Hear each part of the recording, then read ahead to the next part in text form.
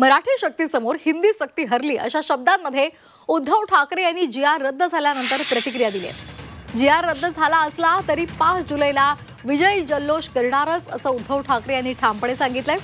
सभा घ्यायची की मोर्चा काढायचा हे ठरवणार असल्याचंही ते म्हणाले। या संदर्भात राज ठाकरे यांच्याशी बोलणं सुरू असल्याचंही त्यांनी सांगितलंय। त्यामुळे 5 जुलैला उद्धव आणि राज ठाकरे एकत्र येणार का याकडे आता लक्ष लागलंय। 5 तारखेला आम्ही या सक्तीच्या विरोधात मोर्चा काढणार होतो, पण 5 तारखेला हा मोर्चा आता जल्लोष किंवा विजयी मोर्चा, आता मोर्चा किंवा सभा त्याचं स्वरूप कुठे कधी काय असेल हे 1-2 दिवसामध्ये आम्ही सगळ्यांशी बोलून सर्वांना सांगू।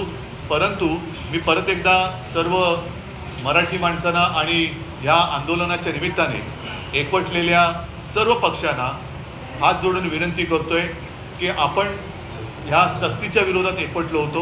ही सक्ती तर आता मागे घ्यायला लावलेली आहे, तरी देखील 5 तारखेला आपण मोर्चा काढायचा, सभा घ्यायची, कुठे घ्यायची, कधी घ्यायची, कसा मोर्चा काढायचा, हा सगळा कार्यक्रम 1-2 दिवसामध्ये सगळ्यांशी बोलून मी ठरवेन।